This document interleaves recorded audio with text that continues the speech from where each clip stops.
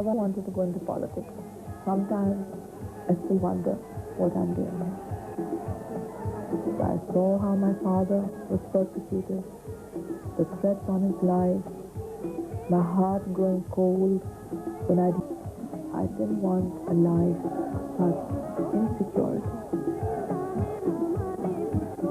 I was literally thrust into politics. It pulled me, it kept hitting my life and forcing me.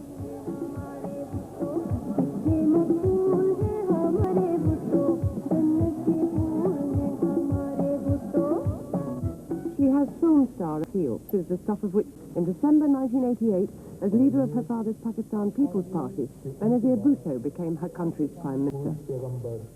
She's the first woman in modern history to head a government in a Muslim country, where, ironically, by law, women are second-class citizens. In the Prime Minister's Secretariat in Rawalpindi, she entered a power structure relentlessly male. It's always been a source of tremendous interest in the West that I'm a woman, and as a woman I'm leading the party. But within Pakistan, it really hasn't meant that much.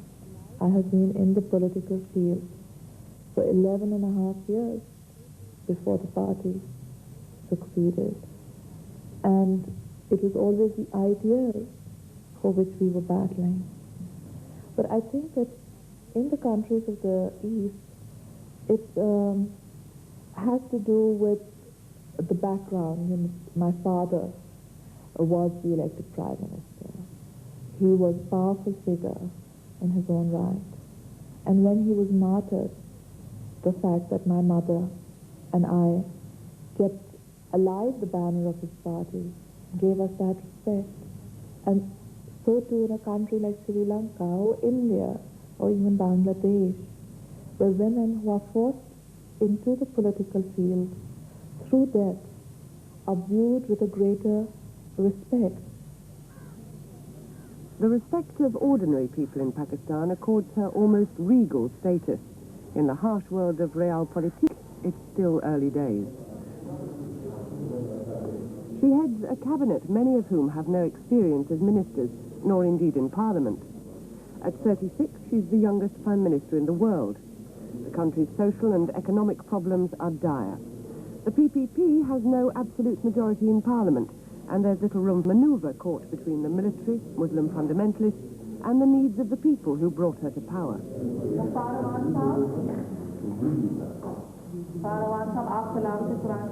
Opposition groups have been quick to attack her political appointment. Accusations of nepotism are rife. Her nervousness is palpable, her appearance serious, her manner brusque. सबसे पहले item agenda पर है the construction of the Mueller barrage. Pakistan would be difficult enough to govern without efforts to oust her for the one thing she cannot change, being a woman. How worried do you get by attempts to prevent a woman leader, which is still going on, by religious sectors? Opponents will always choose a peg. They need to find a peg. Particularly in a country like Pakistan, which has been military regime alienated from the people. When there's a government representative of the aspirations of the people, it becomes difficult to attack it on grounds of policy. And therefore, they resort to either character assassination or in finding some other refuge. If it gives them happiness to base their criticism on the fact that I'm a woman, they're most welcome to do that. Her verbal bravado belies she made a supposedly private pilgrimage to Mecca. The first Bhutto woman to go unveiled now covers her head. The Islamic lobby had sought a Saudi condemnation of her leadership, but King Fahd gave the woman his seal of approval. Among the faithful, she performed Umrah, praying and taking the sacred water.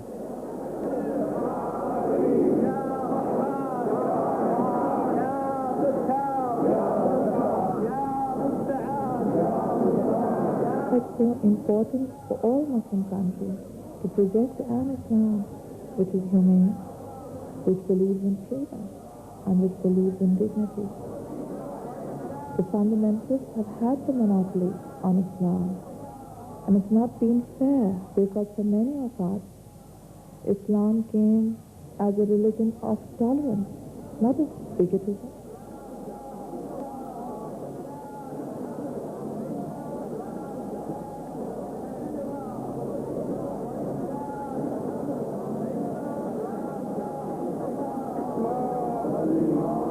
It's an ostentatious show of commitment to Islam in a land of sexual apartheid. But her interpretation of the faith remains firmly liberal.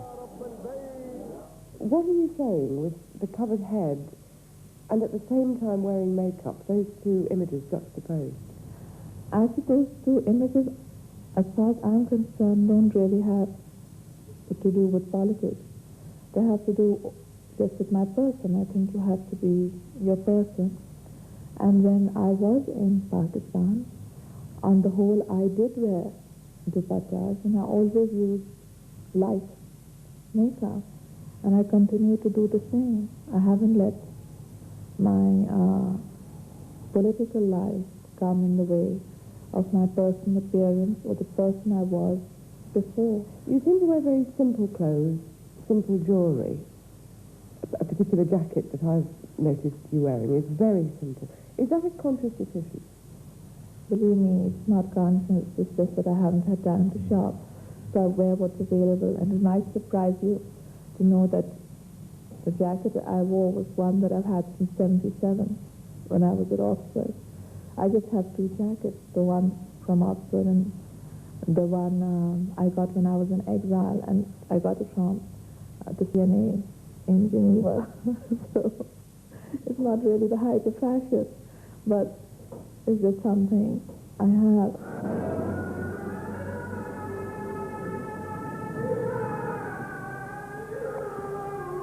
The November 1988 elections suggest that a large proportion of Pakistanis do accept the principle of a woman ruler. But the fundamentalists, a small but vocal minority, have kept up the pressure on Benazir Bhutto.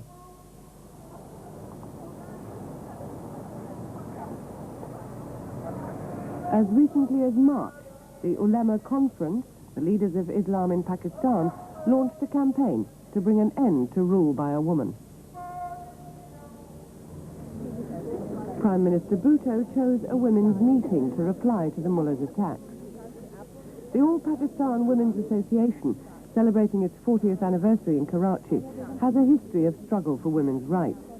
They have more in common with the WI than women's liberation, but have argued for women's welfare and political representation since the 40s and 50s. The Ulema Conference, which was attended by about 250 ulema, declared that a woman could not be head of government. May I put it to you, ladies and gentlemen, it is not a question of whether a man or a woman should be head of state or head of government. It is simply a question of how this country should be run. Discrimination against women is one of the many social problems inherited by our democratic government. But we do believe in the strength of our ideas.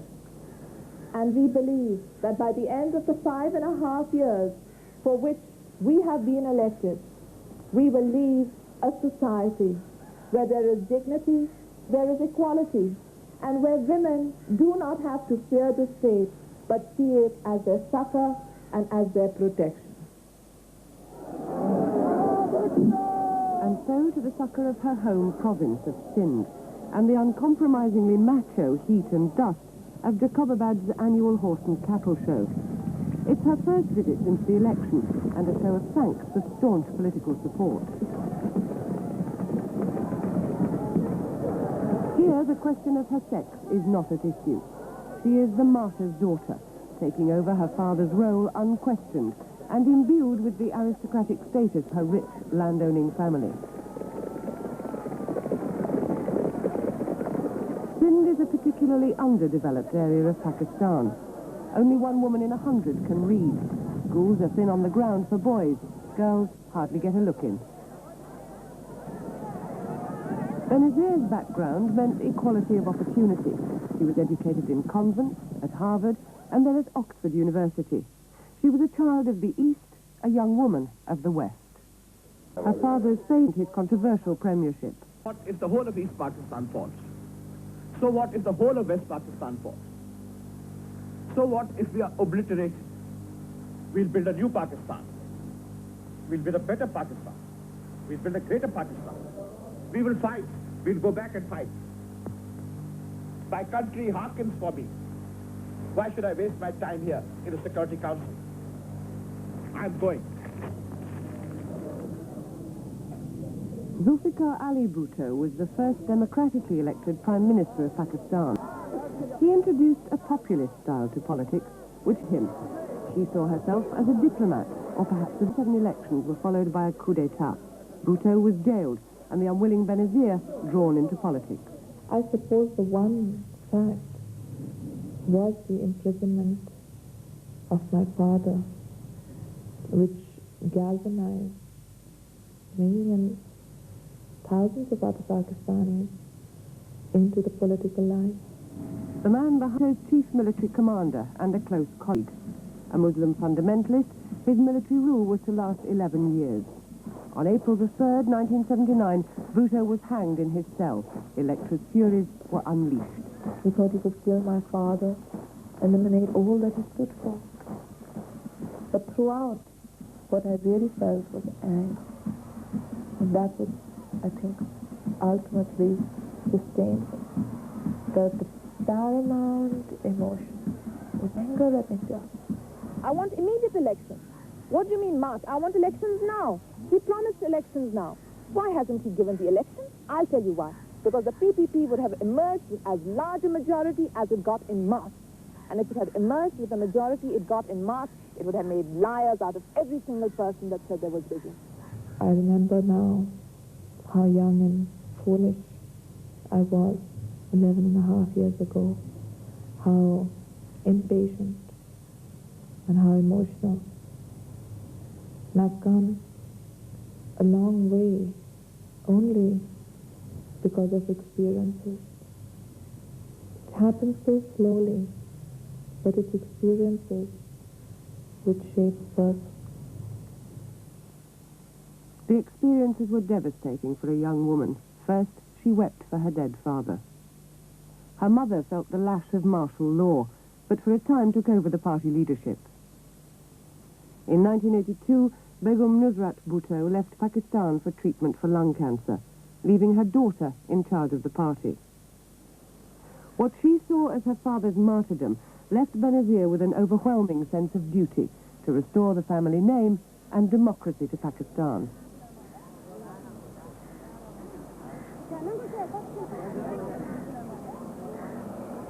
For a decade, she was harassed by the regime, exiled, jailed, and had long periods of house arrest, first in rural Larkana, then in the family home in Karachi. House arrest somehow sounds a little mental. It is very deceiving because jail rules and regulations applied. It would be surrounded by the frontier constabulary.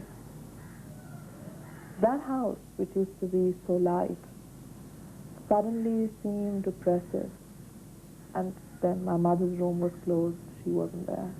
My sister's room, my brother's room, and each night praying, tomorrow the gates will open.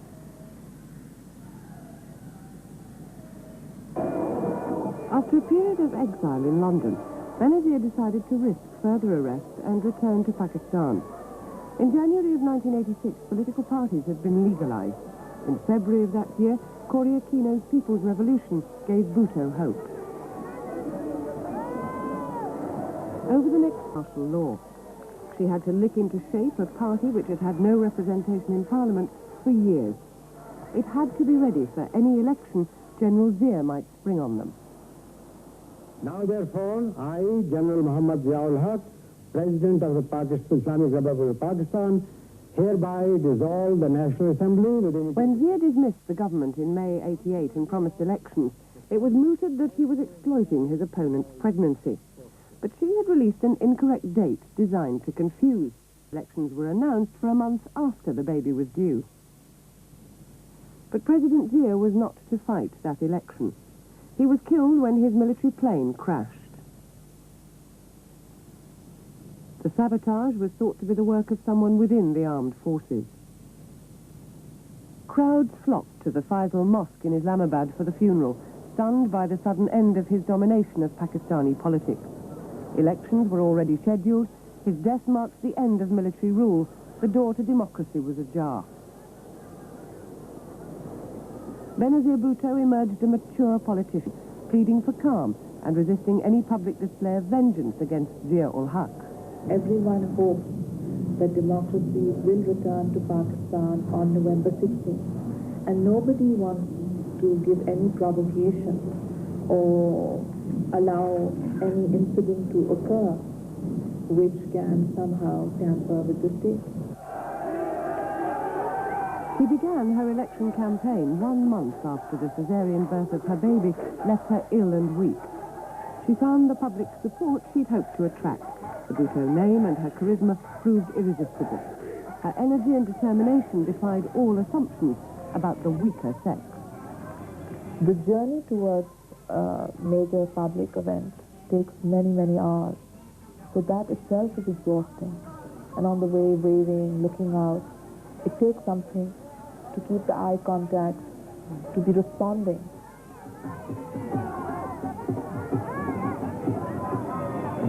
I can't say that I like public speaking. Before every speech, I have tremendous nerves, particularly when I am addressing crowds of hundreds of thousands. Then I have to mentally psych myself up or mentally prepare for that moment.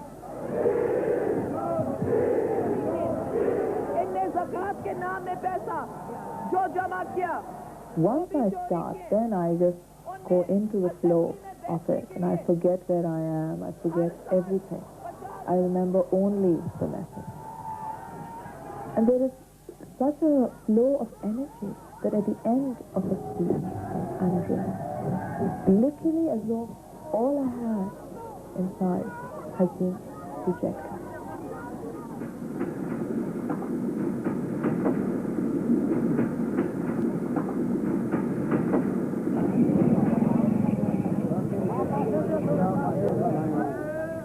So many of the villages in the towns in Pakistan have been victims of military cruelty.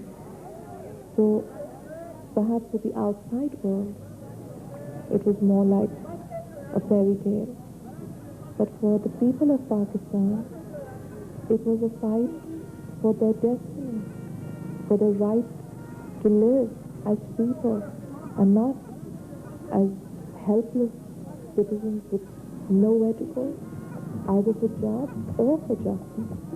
It was this sense of frustration, of fragmentation, of division, which led the people of Pakistan to support the Pakistan People's Party.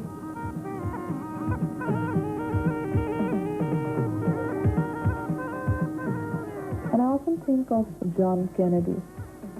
He was a young leader who gave hope to his people.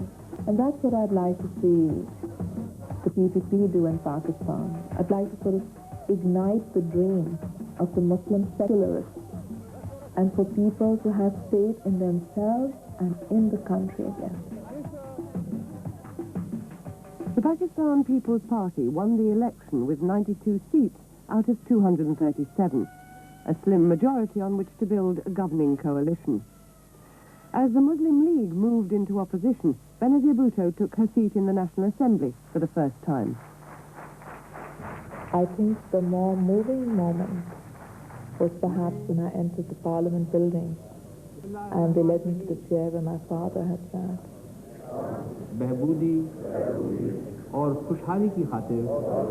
was just the whole panorama of all that we had gone through, and that finally the moment had come when we had in fact triumphed and I suppose it was a tremendous sense of elation and really of happiness that all those sacrifices had not gone in vain, of all those people who had died or spent time in jail.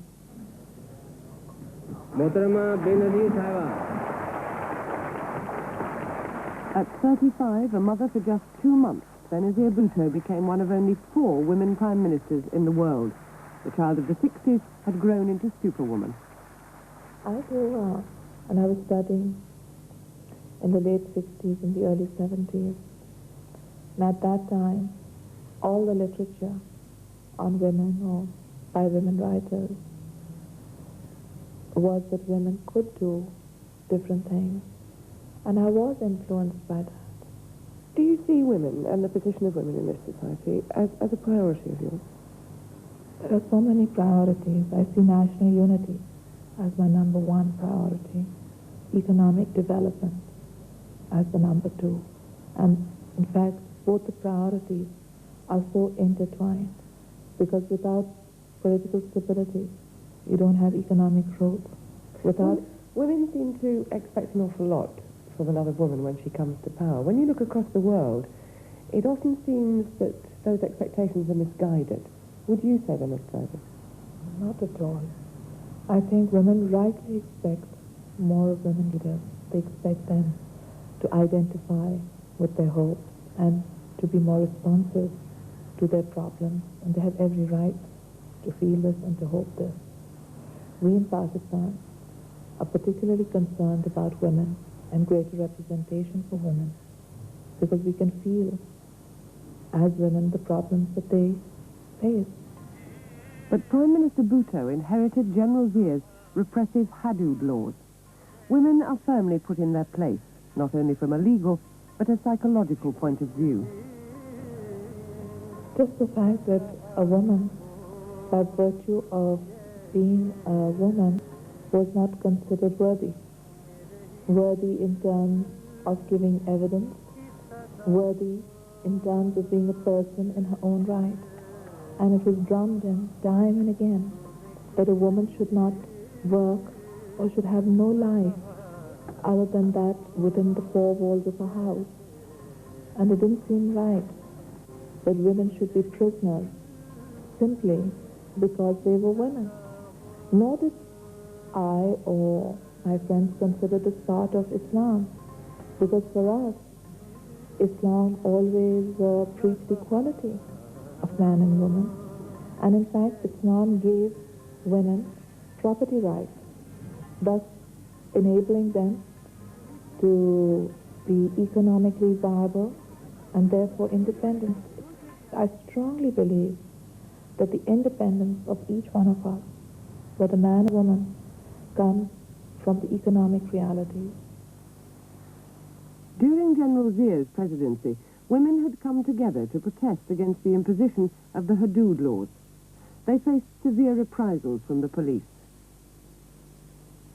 Radical women's groups continue to put pressure on the government, appealing to Benazir's conscience as a liberal and as a woman. But a rape victim can still, by law, be found guilty of adultery. You have a parliamentary majority, and you have to have a 2/3 majority. I'm not sure of all the laws, but I know that there are a whole series of complications because the Senate was elected during General Zia's time, so we have no representation in the Senate. And secondly, in the Parliament, we don't have a 2/3 majority. So it is complicated with a view to certain laws. But whatever the law, it's a social atmosphere, and it's the will of the government and what the government seeks to try people under. And I think that the atmosphere is already improved tremendously. But as long as those fundamentalist laws are in place, can you really make the liberalisation that you want to? I think one has to always move with what one is capable of doing, rather than what one would perhaps like to do. But I can assure you that the manifesto is committed to an end to discriminatory laws. And we are confident that by the end of our 5-year term, we will have brought the laws into the true conformity, into conformity with the true spirit. Committed politically to the liberation of women, how has Benazir Bhutto withstood the pressures of fundamentalism in her private life? In 1987, whilst in opposition, she married Asif Zardari, a Karachi businessman with roots like herself in rural Sindh. The former president of the Oxford Union chose an arranged marriage her parents would not have insisted upon. Was it simply politics? Being a woman, you have to be more careful. Your womanhood should not be used against you at any time. I had an arranged marriage because I could foresee a day when people would use this against me. Part of it was also family. My brother had died, family was getting smaller. My mother had lost her husband and her farm. She was concerned, she wanted to see me settled. There was a religious obligation. Many factors combined. And it was not possible in Pakistan for me to go out with somebody or to have a relationship.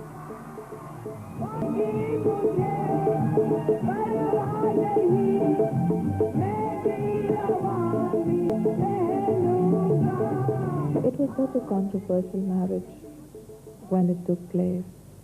I know the military regime thought that it would be politically negative and people would no longer see me as the lone daughter, but as a married woman. But I thought that I could not always be a young woman. Time catches up on its own. The marriage gave me a sense of protection because we had our homes raided. A slight noise in the night would wake me up and I'd wonder, is somebody coming? What is happening? But just the fact that somebody was there and you weren't alone mattered. In terms of the society at large, I think it has also helped. People now have someone else to go to get a message across to. So in that sense, it's sharing of the burden.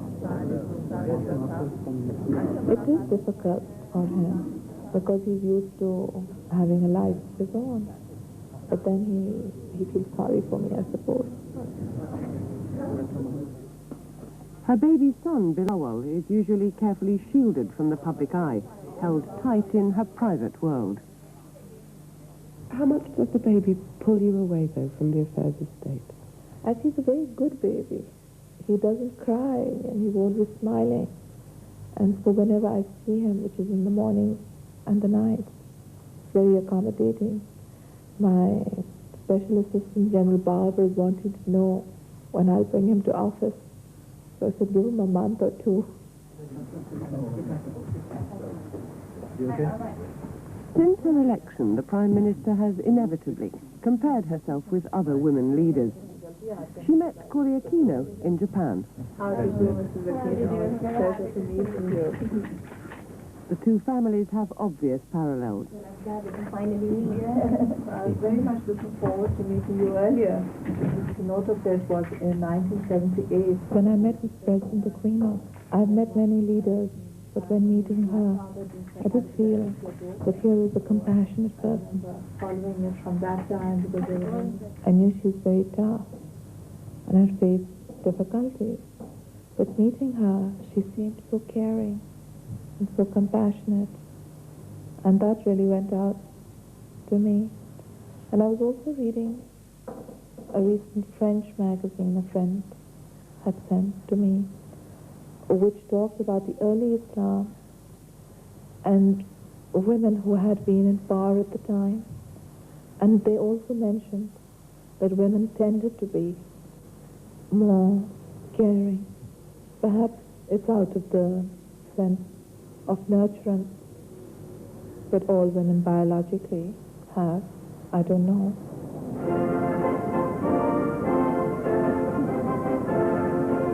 Foreign diplomacy is what Benazir learned at her father's side, and women leaders do seem to attract international attention.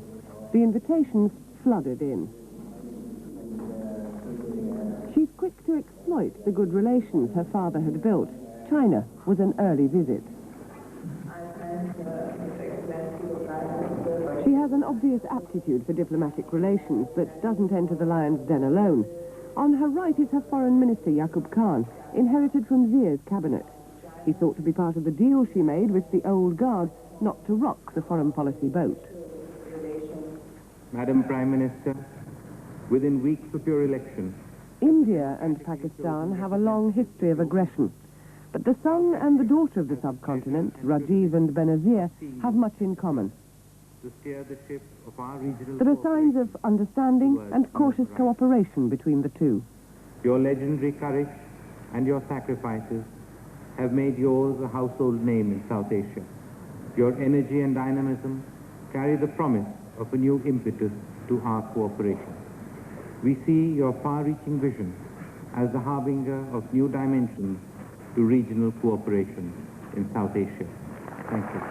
The two children must have recalled the historic meeting between her father and his mother Indira Gandhi at Simla in 1972. Benazir was at her father's side.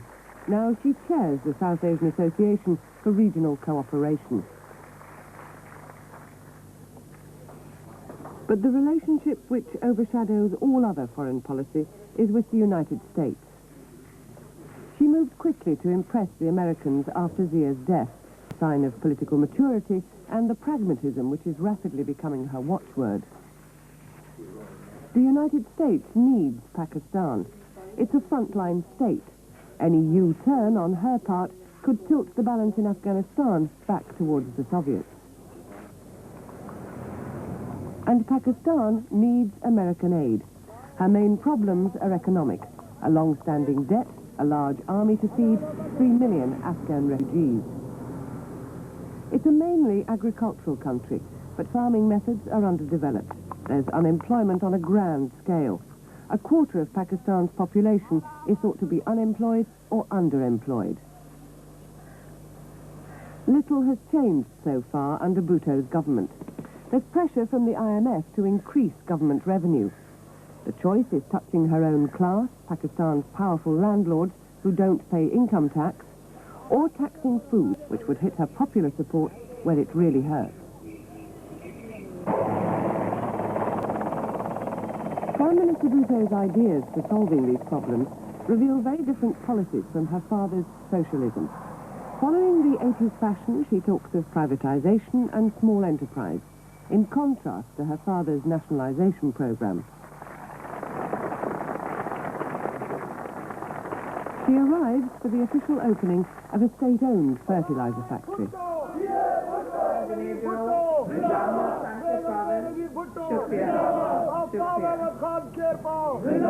Aftab Ahmed Khan Sherpao, Chief Minister, Frontier Province. Raja Shaheed The world has undergone a lot of changes since 1971. In fact, some of the people associated with my father still strongly believe that the means of the 70s paid off. At the launching of the fertilizer plant, one of the speakers extolled the virtues of government or state economics. But I feel that we are moving in a world of greater decentralization and individual initiative.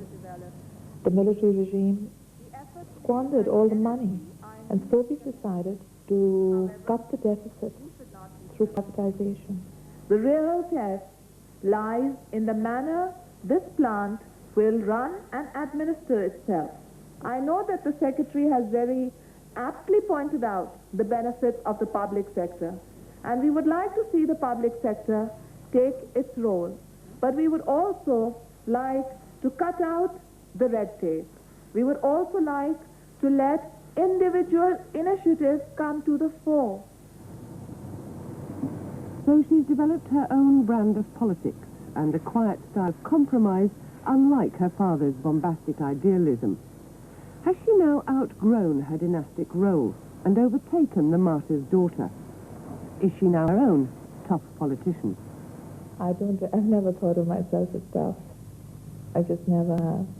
But I think the PPP and I've been elected to do the job of putting Pakistan's economy back on the rails and giving a sense of national unity and reconciliation. And that's what our policies are geared towards. And can you achieve it in the face of strong opposition? A perception of a Opposition strong is a fact of life. I've always considered opposition to be a fact of life.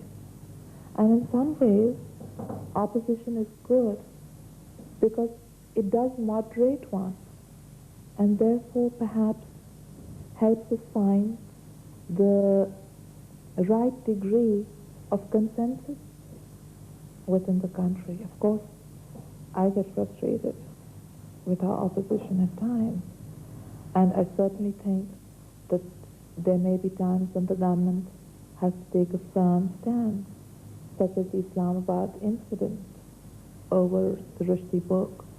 It's all right to protest the book, but the book shouldn't become the pretext either for larger political aims or for the death of individuals. Brave talk, but her government could be described as one under siege. The pressures come from fundamentalist groups, from provincial divisions and political rivalries, from virtual bankruptcy and the ever-present war in Afghanistan. And Prime Minister Bhutto must live with the knowledge that her father was ousted by a general who appeared an ally. Can she ever feel safe? I feel much safer than I did before because I know the state is not out to get me. There may be individuals, there may be other countries. It's part of normal routine lives for people who hold public office. But knowing that it's not the state does provide a measure of relief. But ultimately, I've always believed that life and death are in God's hands. You can't change it.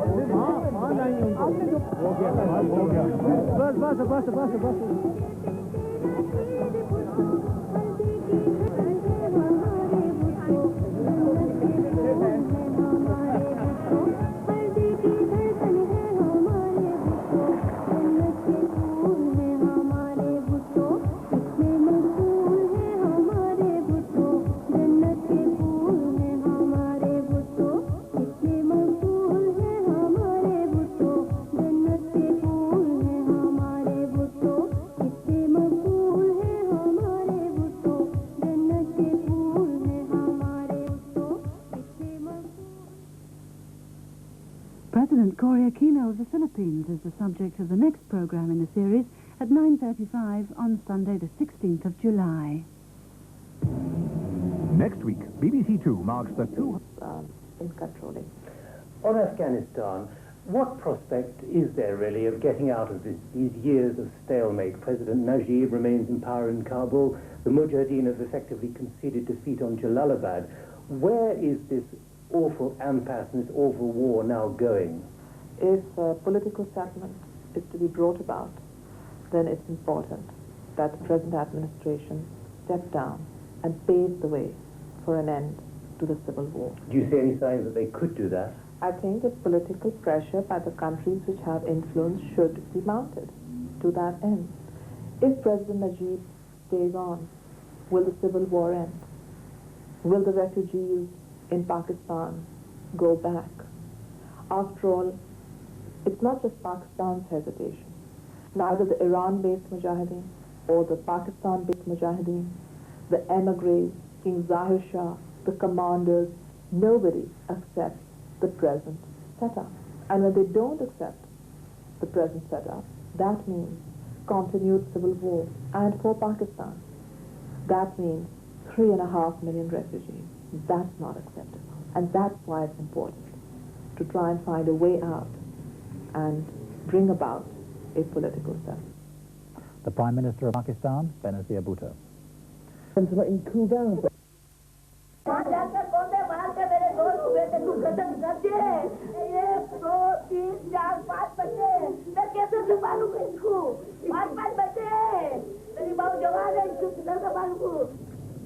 Family and friends attend Iqbal Hairdar's memorial service. A 42-year-old businessman and a staunch government supporter, Mr. Haidar was shot dead near his home. He is just one of the hundreds of victims of political violence in Pakistan today. People Party वाले हैं, इसकी वजह से अगर People Party वाले नहीं होते तो नहीं मारते. अब वो People Party का था. आप क्या करेंगे अब? बड़े हो गए इंतकाम लेंगे अब लोग. In a hospital ward, Vajid Ahmed, a 22-year-old student, lies paralyzed. 11 months ago, he was shot for his political ties to the opposition MQM party. For him, life will never be the same. शाम में hostel आया था, उसके बाद telephone करना था घर से, टेलीफोन करने ब्रांड पैटर्न होता है हॉस्टल के, तो टेलीफोन करने गया, हॉस्टल से जैसे निकला बाहर, तो एक गाड़ी के अंदर से फायरिंग हुई मेरे पास, मैं गिर पड़ा तो पहला गोली गोली लगते ही, फिर जब उठ के मैंने देखा तो ये एक लड़के थे, 3 लड़के थे सिंधी से PSF से, एक को मैं जानता था. There is lawlessness in Sindh. It's near anarchy. Because what is happening is neither under the control of the government nor under the control of any of the political or non-political organizations that claim to represent any section of people. For many, the killing has become a daily reality. In the last month alone, over 350 people have been killed in clashes in Sindh. This escalating violence poses an increasing threat to the future of Benazir Bhutto's government. Sindh is the commercial and financial heartland of Pakistan. It's the power base of the Prime Minister and her Pakistan People's Party. Karachi and Hyderabad, its 2 major cities, are at the centre of the continuing violence. The present troubles are closely linked to the country's recent history. With the partition of India in 1947, Muhajirs, Urdu-speaking immigrants, fled to Pakistan and settled in the urban areas of Sindh. The Muhajirs prospered and came to dominate the professions. The local Sindhis resented this and pressured the government in 1972 into introducing a quota system. This limited access to education and employment on the basis of ethnic origin. खास मुनज़्ज़म मंसूबाबंदी के तहत मुहाजिरों को services से निकाला जाने लगा. जितने CSP officers थे, जितने भी क्लास 1 गज़ेटेड अफसरान थे, उनको जबरी तौर पर मुलाजमत से रिटायर करके उन्हें अलहदा किया गया. हिजरत करके आने वाले मुहाजिरों की औलादों ने बढ़ना शुरू किया तो उसके बाद मुलाजमत के दरवाजे उनसे बंद किए जाने लगे. यहाँ के हालात ने, यहाँ के बर्ताव ने, यहाँ की नाइंसाफियों ने, यहाँ की पर उनके साथ किए जाने वाले इम्तियाजी सलूक ने उन्हें उनकी पहचान दी. इस तरह जून 11, 1978 यानी 11 जून 1978 को ऑल पाकिस्तान मुहाजिर स्टूडेंट्स ऑर्गेनाइजेशन कायम हुई. As the government's quota system began to bite, the frustrations of the Muhajirs grew. In December 1984, they formed the Muhajir Qawmi movement, or MQM. Under President Zia, there was an influx of refugees from Afghanistan. They brought guns, and political hostility in Sindh turned to bloodshed. In 1986, rioting between students from the Muhajirs and other groups broke out. 200 were killed. Within 2 years, some 2,000 people had lost their lives in ethnic riots. The sudden death of General Zia in August 1988 brought new hope for democracy and a possible solution to the Sindh problem. In the subsequent elections, Benazir Bhutto's PPP won 92 seats nationally, 13 short of an absolute majority. In the province of Sindh, the MQM emerged as a major political force, winning 13 seats. The MQM was to hold the balance of power. An accord was signed in which Benazir Bhutto promised, amongst other things, to end job discrimination against Muhajirs. But after nearly a year, nothing had changed. the MQM repudiated the accord. हमें कुछ नहीं चाहिए था, हमें इंसाफ चाहिए था, हमें रोजगार चाहिए था, हमें पुरसुकून माहौल चाहिए था, तालीमी इदारों में सेहतमंद पुरसुकून माहौल चाहिए था, हमें मुलाजमतें चाहिए थी। लेकिन हम ये नहीं कह रहे थे कि आप ये मुलाजमतें किसी से छीन कर हमें दे दें। हम सिर्फ इतना कह रहे थे कि जो हमारा जायज हिस्सा बनता है वो हमें दिया जाए, इससे ज्यादा हम कुछ नहीं मांगते।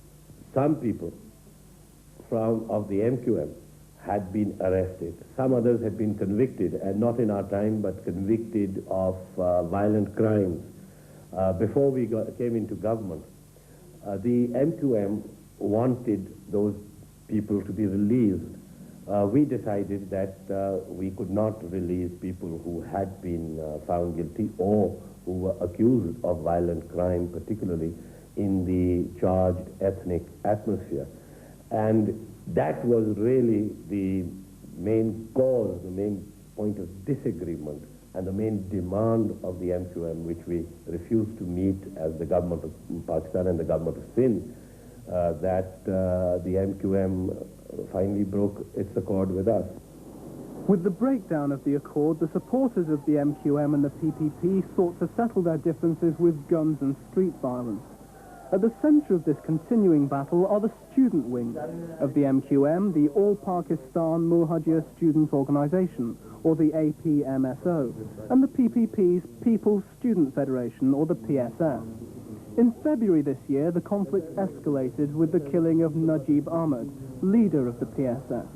This led to a wave of kidnapping and murder. Both organisations, however, deny the use of violence. Last month, तकरीबन 4 स्टूडेंट वर्कर्स मार दिए गए। तो हम हेल्पलेस हैं, हमने कभी रिटेलिएट नहीं किया।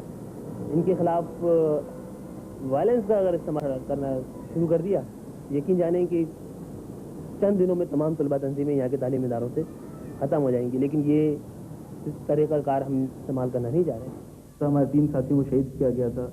वहाँ पर भी आप देखें कि अगर हम वायलेंस या असले का इस्तेमाल करते तो कम से कम उनकी तरफ से भी कोई एक मर्डर तो होता या कोई जख्मी तो होता, लेकिन इस किस्म का कोई वाक़या आपको नहीं मिलेगा। बल्कि कराची के पूरे तालीमी इदारों में आप देखें कहीं पर भी इस किस्म की कोई मिसाल नहीं मिलेगी कि पीपल्स इस्लामिक फेडरेशन ने किसी किस्म का कोई झगड़ा किया हो। Though both the APMSO and the PSF deny using violence themselves, they are quick to provide evidence of atrocities against their members. Sarfaraz is a 15-year-old Muhajir student who claims he was kidnapped by the PSF and tortured for 3 days. College से मैं उठाया था, तो वहाँ काफ़ी लड़के भी थे और भी उन्होंने मतलब उठा के वहाँ से ले गए, चले गए थे। ये नहीं पता कहाँ ले गए थे। नजीब नाम लड़का था, तो उसने कहा कि चाकू गर्म करके गालियाँ निकल के, तो मतलब वो गालियाँ मैंने गर्म करके लाल नोक करके वो उसने अपना लिखते गए। तो इधर लिखा, फिर टांग पे लिखा, सीधी टांग पे। तो अपेंडिक्स का ऑपरेशन था, वो पूरा मैंने बीच में डाल के चाकू उसको फाड़ दिया था। मैं मिर्ची डाली, गर्म पानी डाला था। Naveed Zabani, a PSF activist, was attacked in February while driving home with PSF leader Najib Ahmed. He blames the APMSO. 4 दफे में फायरिंग होती, नजीब भाई को शू में गोली लग गई थी। इधर मैं नजीब भाई के ऊपर हुआ तो मेरे पीठ पे लगी थी, एक यहाँ से लगती भी गई थी। मेरे दोस्त थे, उनको 3-4 गोली लगी जो बैक सीट पे बैठे थे। Aamir. The increase in student violence has forced the academic authorities to take unprecedented measures. At Karachi University, Army Rangers have been brought in to keep the peace. We have seen gun battles for about 10 to 12 hours which continued here, and in which several lives were lost. लेकिन अब हम यहाँ उतरते हैं, checking होती है, बिल्कुल university छावनी हो गई है ना एक तरह से। Teachers are not playing their roles, administration is not playing their roles, only students are suffering. Ethnic violence in Karachi and Hyderabad has also bred tension in the surrounding countryside. Many are now fleeing rural isolation and migrating to the cities. Mustazad was a shopkeeper in Lakhana, but he fled to Karachi earlier this year, hoping to find safety in its large Muhajir community. Hundreds like him have trekked from the interior to an uncertain future in the cities. लोग रात को सो रहे थे, मेरे बीवी बच्चे हम ऊपर सो रहे थे। वालदा ने जो भी कुछ था निकाल के दे दिया, जो जेवरात थे, नकदी थी, भाई का जेल का पैसा ऐसा था, कुछ ठेका वेका होता था साल का, जो भी कुछ था मतलब वो दे दिया। तो उसके बावजूद उन्होंने बोला हमें कुछ नहीं चाहिए, तुम लोगों के सिर चाहिए। इतना बड़ा ये हादसा हुआ, हमारे पूरा घर खत्म हो गया, हम लोग तो यतीम हो गए, ना हमारा वालिद हैं, ना वालदा हैं, अब ना भाई हैं। The police are ineffectual in the face of the widespread lawlessness. Even specially introduced units like the Eagles are unable to provide security for the common man. The killing continues unabated. The police has become ineffective. Other law enforcing agencies, they are not performing their part properly. And that has in fact escalated the entire situation here. So, the result is that people are not secure in their homes, on the road. You'll find people not coming out of their houses after sunset. Curfew लगा हुआ है, police आ रही है, जा रही है, ना वो घर से बाहर निकल सकते, बाहर निकलते हैं उनके जवान बच्चे मर जाते हैं। हर बच्चा डरा हुआ है, हर बड़ा बूढ़ा डरा हुआ है इस बात से कि कहीं मार्केट में बम ना फट गया। लोग जाते हुए डरते हैं। अभी शॉपिंग लोग करने गए, अब अंदाजा करें 50% लोग जो है अपने घरों में रहे। ये लियाकतबाद बहुत बदनाम इलाका है, लेकिन हम चाहते हैं कि यहाँ अमन अमान है, बिल्कुल अमन अमान। With confidence in the police at an all-time low, it's not surprising that many people are now turning to private security firms to provide protection for themselves and their property. In addition, many are erecting gates throughout the city streets to cordon off residential areas from unwelcome visitors.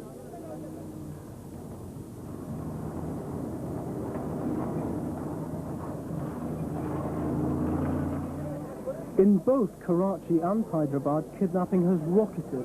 The abduction of prominent industrialists has sent a wave of panic throughout the cities. Such is the concern amongst the business community that they demonstrated at the ineffectiveness of the government. We don't have a magic wand. We have to do it with sound administrative policies and measures, and with a political approach.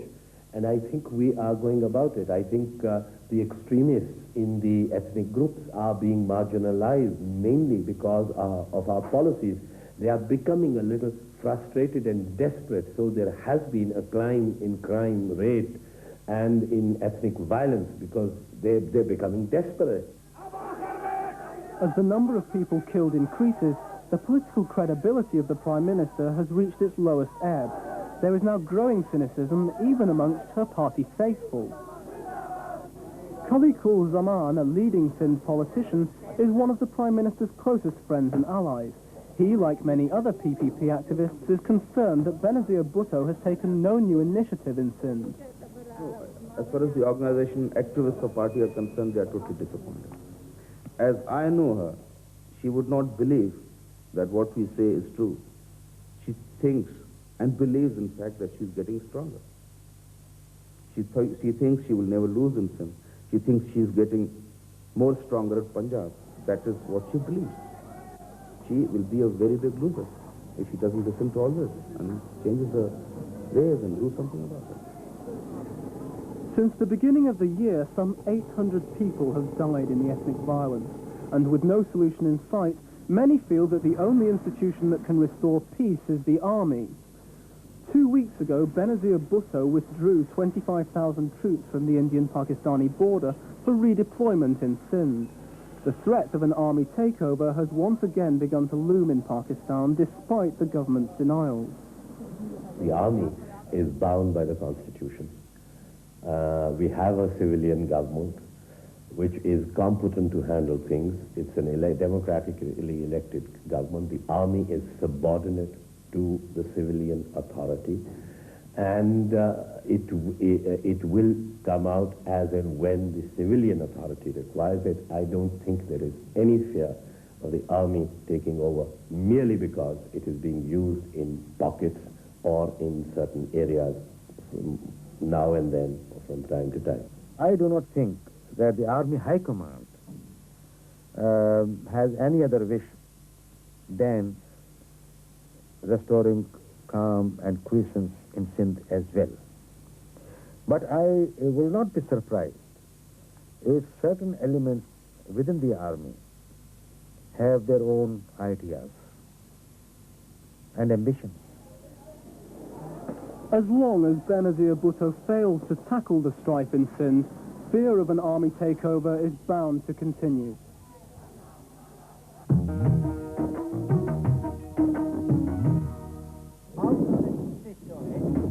Benazir Bhutto was elected to end corruption and restore democracy after the military regime of General Zia. This week, President Khan charged her government with corruption and nepotism and summarily dismissed her.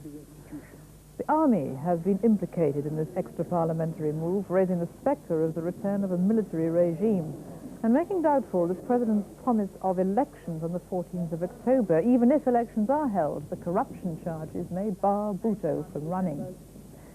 Earlier, in an interview with The World This Week, Colin Smith asked Benazir Bhutto how she responds to this week's charges. These charges were totally unfair. I had the confidence of the people. I had the confidence of the parliament, and the president could not be judge, jury, and executioner. It was only the people or the parliament who could